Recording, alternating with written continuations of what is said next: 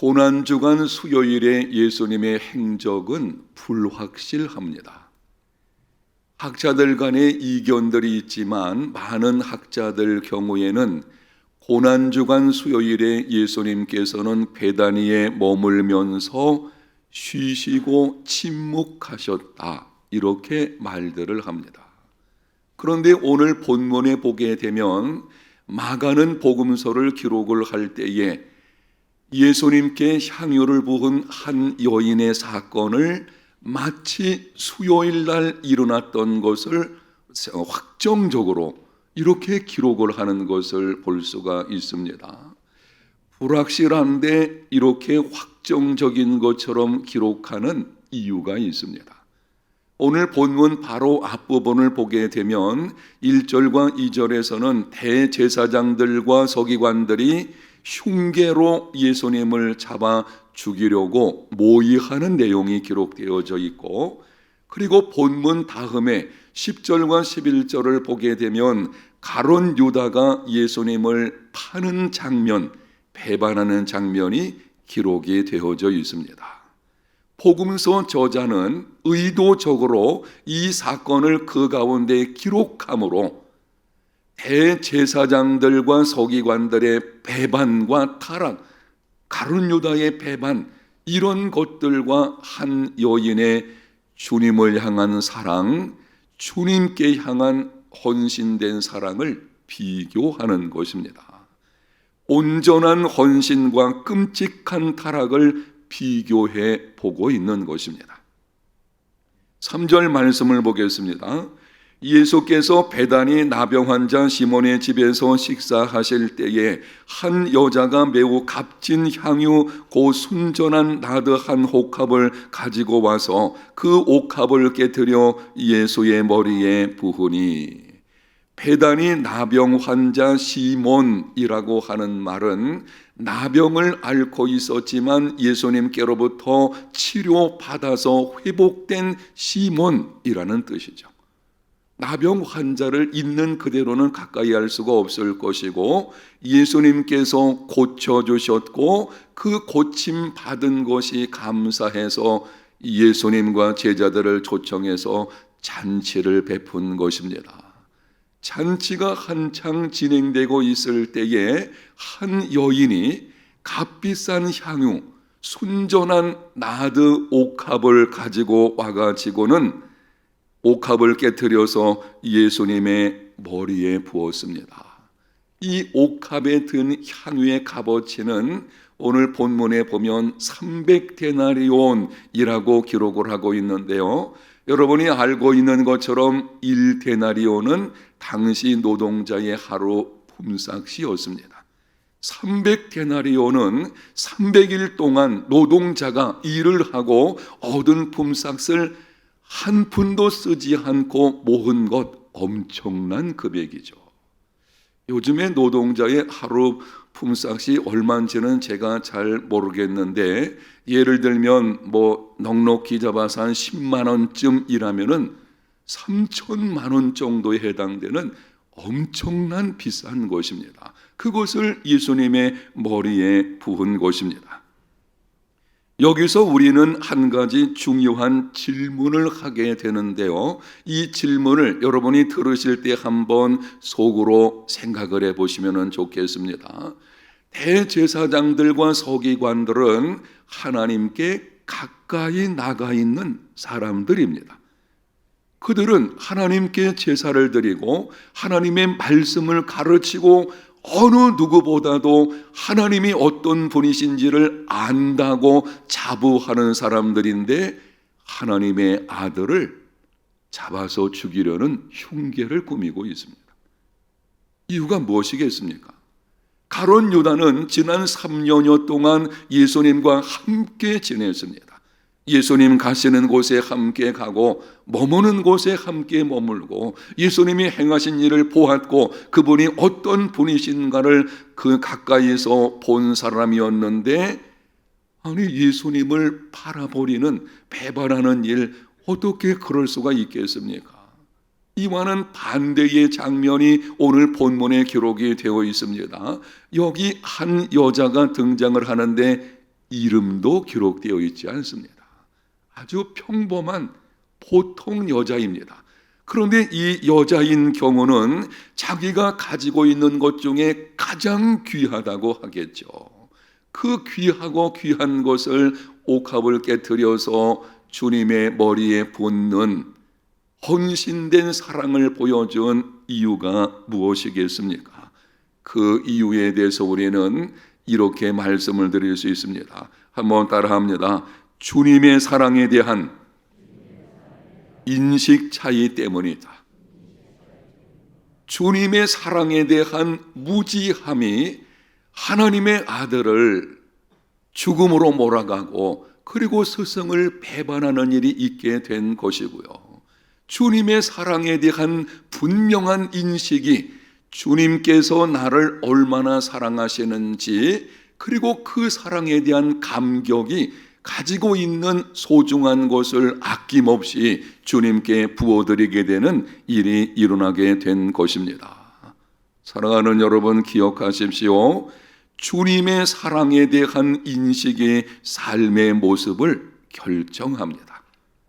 오늘 새벽에 반드시 우리가 기억하고 회복되어야 하는 문제이기 때문에 다시 말씀을 드리겠습니다. 주님의 사랑에 대한 인식이 삶의 모습을 결정합니다. 오해하지 마십시오. 주님을 향한 나의 사랑을 말씀하는 것이 아니고 나를 향한 주님의 사랑이 얼마나 큰가 하는 것을 인식하는 것, 그것이 나의 신앙생활, 나의 삶의 모습을 결정하는 것입니다. 이렇게 말씀드릴 수 있을 것입니다. 주님이 나를 얼마나 사랑하시는지를 아는 것, 그 사랑을 인식하는 만큼 나의 삶의 모습이 변화됩니다. 우리는 종종 내가 주님을 사랑하기 때문에 이렇게 헌신합니다. 아니요. 사실 그 사랑은 주님께서 나를 사랑하시기 때문에 그 사랑을 알게 되는 것이고 그 사랑이 내 속에 머물고 있는 것입니다. 그래서 주님의 사랑이 얼마나 큰지를, 나를 향한 그 사랑이 어떤 것인지를 아는 만큼, 한 번 더 따라 할까요? 아는 만큼. 그래서 자라가야 돼요. 아는 만큼 내 신앙생활의 모습이 변화가 이루어지게 되는 것입니다. 예수님께서 십자가에 달리셨을 때 모든 제자들이 도망을 쳤습니다. 죽음이 찾아와도 주님과 함께 하겠습니다. 큰 소리 뻥뻥 쳤던 베드로도 도망을 쳐버렸습니다. 그런데 제자들 중에서 한 사람, 사도 요한은 도망쳤던 곳에서 돌아와 가지고 예수님의 십자가 곁에 함께 있었습니다. 무엇이 요한으로 하여금 도망쳤던 자리에서 돌아오게 만든 것입니까? 요한복음 19장 26절에 이렇게 기록을 합니다. 예수께서 자기의 어머니와 사랑하시는 제자가 곁에 서 있는 것을 보시고, 여러분이 나중에 성경을 읽으시다가 이 구절이 나오게 되면 한번 깊이 생각을 더 해보시면 좋겠어요. 사도 요한이 십자가 곁에 나와 서 있는 자기를 기록을 하는 것입니다. 내가 누구인지를 기록을 하는데 이렇게 기록을 하고 있어요. 사랑하시는 제자, 주님께서 사랑하시는 제자가 거기 나와 있다. 자기를 그렇게 표현하는 것입니다. 주님을 사랑하는 제자, 이렇게 기록하지 않고 있어요. 사도 요한이 도망쳤던 자리에서 멸시와 조롱과 고통과 정말 모든 사람들의 삶, 그 표정들이 정말 그 십자가 현장이 어떻게 했습니까? 그것으로 돌아오게 된 것은 다른 것이 아니고 나를 향한 주님의 사랑, 바로 그것 때문에 오게 된 것입니다. 40년 동안 신앙생활을 했지만 마음에 감격이 없었던 한 여인이 있었습니다. 그렇게 오랜 세월 동안 믿음 생활을 했지만 도무지 마음에 감격도 없고, 그래서 한 번은 생각하기를 안 되겠다, 내가 수도원에 들어가서 엄한 계율과 의무를 좀 지켜야 되겠다. 그래서 들어가서 수도원의 그 엄한 계율들을 철저하게 지키면서 내가 주님을 위해서 이렇게 한번 살겠다는 것이죠. 그 결심을 가지고 그런 행동을 했지만 그 여자의 마음 속에는 허전함과 냉랭함은 여전히 있었습니다. 그러던 어느 날 수녀원 복도를 걸어가다가 예수님께서 빌라도의 뜰에서 채찍에 맞으시는 그림, 그 그림을 보는 순간 이 여인에게 놀라운 변화가 찾아오게 되었습니다. 사실은 그 복도는 수백 번 넘게 지나다녔고 그 그림을 보았어요. 그런데 그날따라 그 그림이 이 여인에게 갑자기 다가오는데 그날 그 시간에 이 여인은 십자가에서 자신을 내어준 사랑의 주님을 만나게 된 것입니다. 그러자 그 여인의 마음속에 넘치는 주님의 사랑의 물결이 흘러나기를 시작을 했는데요. 그래서 그 주님의 사랑을 가지고 가난하고 소외된 사람들에게 버림받은 자들, 이런 자들을 찾아다니면서 사랑을 베풀게 되었습니다. 이 여인이 노벨 평화상을 수상한 인도의 테레사 소녀입니다. 여러분, 무엇이 테레사 소녀로 그러한 삶을 살게 한 것인가요? 내가 주님을 위해서 한번 이렇게 살아야 되겠다 결심으로 그런 것입니까? 베드로가 큰 소리 쳤죠. 다른 사람은 다 버릴지라도 나만큼은 주님을 버리지 않겠습니다. 우리가 예수님을 믿을 때 한두 번 결심하지 않습니까? 내가 이제부터는 주님을 위해서 이렇게 헌신하겠습니다. 참 좋은 일이고 이런 결심들이 있어야 하겠죠. 여러분, 그런데 결심만으로 되는 것이 아닙니다. 그 결심, 그 결단, 주님을 위한 나의 삶에서의 헌신, 이 모든 것이 어디로부터 나와야 하는가 하면 내가 주님을 사랑하기 때문에가 아니고 주님이 나를 얼마나 사랑하시는지를 인식하는 데서 비롯되는 것입니다. 아멘. 그래서 우리는 나를 향한 주님의 사랑에 대한 인식이 회복되어야 되고 시간이 흐를수록 자라나야 합니다. 그러면은 좀 더 구체적으로 우리를 향한 주님의 사랑은 어떤 것입니까? 이렇게 바꿔서 표현을 드릴 수 있습니다. 주님의 사랑은 세상 어떤 것으로도 계산할 수 없는 사랑이다. 주님의 사랑은 어떤 것이라고요? 세상의 어떤 것으로도 뭐 할 수 없는, 계산할 수 없는 사랑입니다.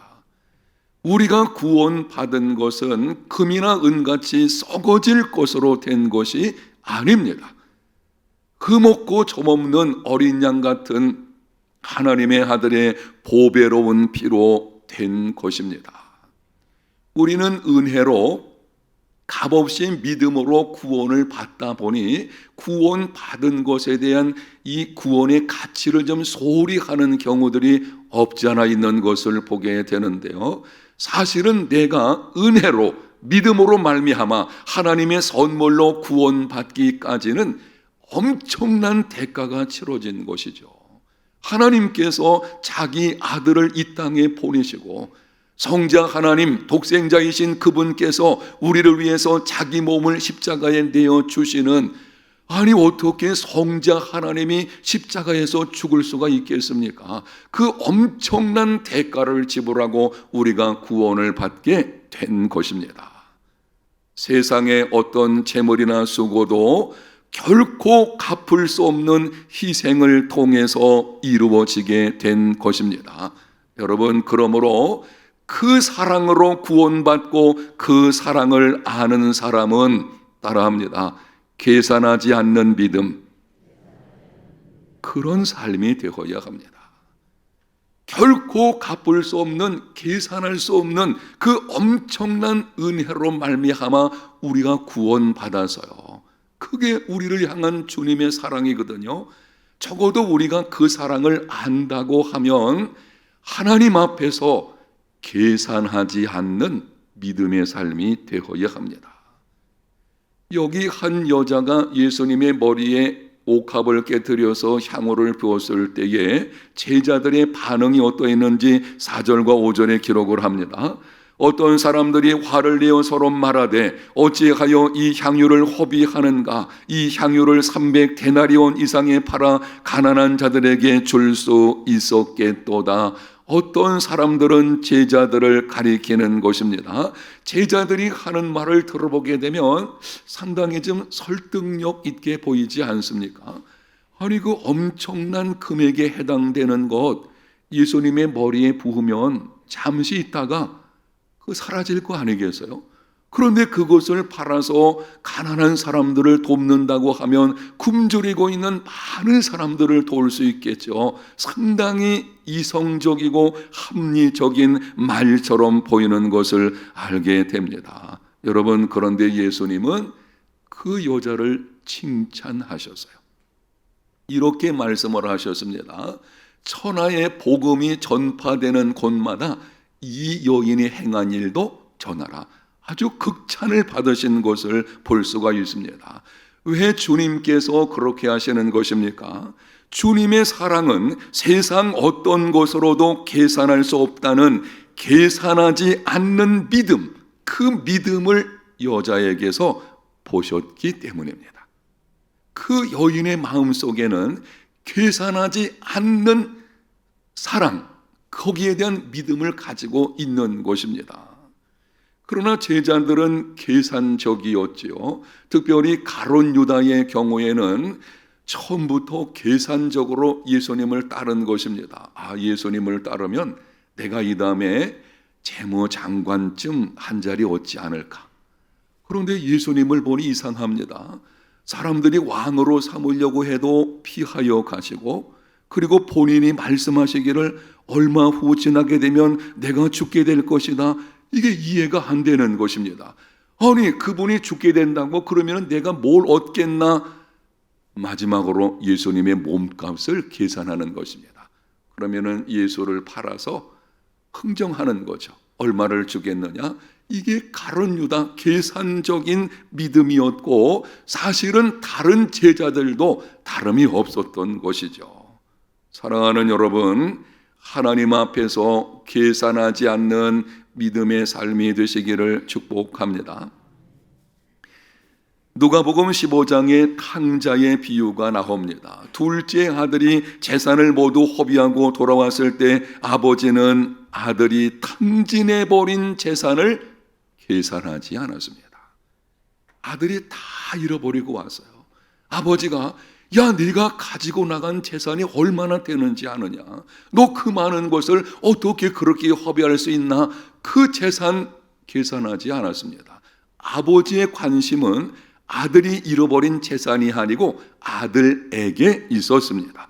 그러한 계산하지 않는 아버지의 사랑이 둘째 아들을 절망 가운데서 일어나게 만든 것이고, 그 계산하지 않는 아버지의 사랑 때문에 둘째 아들이 새로운 인생을 출발하게 된 것입니다.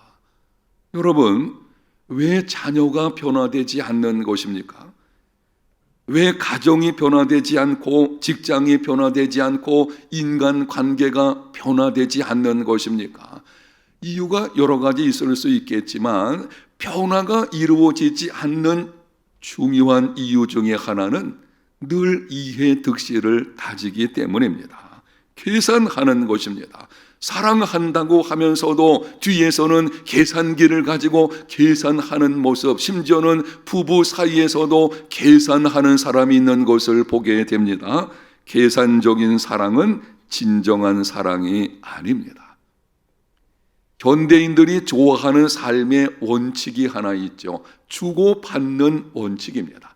받은 만큼 주고 준 만큼 받으려고 하는 것, 상당히 인간적이고 합리적인 것처럼 보이지만 십자가 사랑의 방식은 그렇지 않습니다.